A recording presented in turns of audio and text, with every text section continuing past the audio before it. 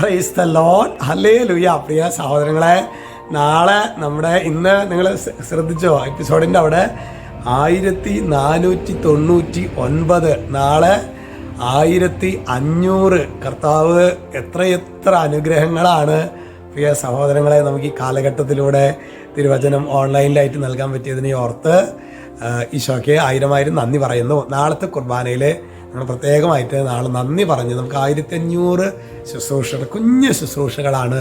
പക്ഷെ 1500 പ്രിയ സഹോദരങ്ങൾ അതിൻ്റെ നടത്താനായിട്ട് അതിൻ്റെ പുറകിൽ പ്രവർത്തിച്ച അനേകരുണ്ട്. അവരെല്ലാവരെയും നമുക്ക് നന്ദിയോടെ ഓർക്കാം. Praise the Lord. ഹല്ലേലൂയ. ഇന്ന് നമ്മൾ ധ്യാനിക്കുന്നത് അത് മലാക്കി പ്രവചനം 4 വചനം വെളിപ്പെടുത്തുകയാണ്.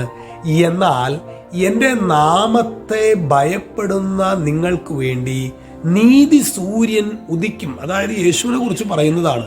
അതിൻ്റെ ചിറകുകളിൽ സൗഖ്യമുണ്ട്. തൊഴുത്തിൽ നിന്ന് വരുന്ന പശുക്കുട്ടി എന്ന പോലെ നിങ്ങൾ തുള്ളിച്ചാടും.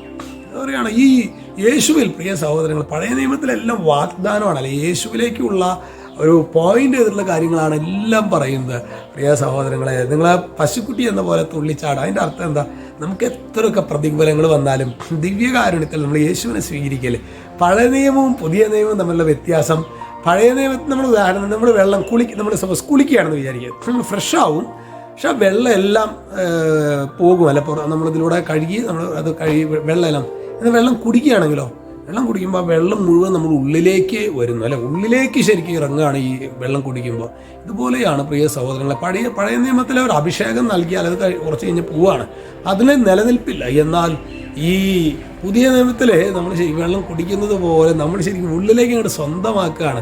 ഉദാഹരണത്തിന് അതിൻ്റെതായ പരിമിതി ഉണ്ടെന്ന് അറിയാമല്ലോ, അല്ലേ?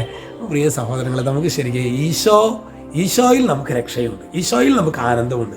ഞാൻ വളരെ ആനന്ദിക്കുന്ന അനേകം മക്കളെ കണ്ടിട്ടുണ്ട്. ഒറ്റ കാര്യമുള്ളൂ, ദാമ്പത്യ ജീവിതത്തിലെ സന്തോഷത്തോടു കൂടി മുന്നോട്ട് പോകുന്ന മക്കളെ കണ്ടിട്ടുണ്ട്.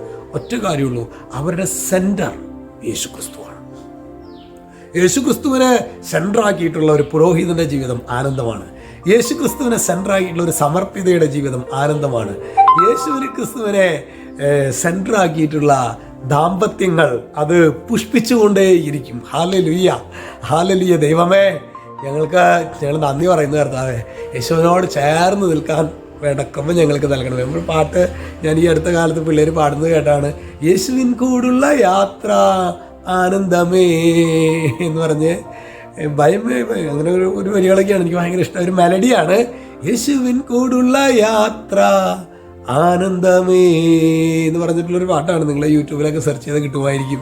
എന്തായാലും ഈശോ നിങ്ങളെല്ലാവരെയും എല്ലാവരെയും സമൃദ്ധമായിട്ട് അനുഗ്രഹിക്കട്ടെ. നാളെ നന്ദി പറയാനായിട്ട് മറന്നേക്കരുത് കേട്ടോ. യേശുവേ, നാളെ ഞങ്ങൾക്ക് നന്ദി പറഞ്ഞ് ബലിയർപ്പിക്കാനുള്ളൊരു അവസരം നൽകണേ. യേശു ക്രിസ്തുവിൻ്റെ നാമത്തിൽ ആശീർവദിക്കുന്നു, ഇപ്പോഴും എപ്പോഴും എന്നേക്കും. ആമേൻ.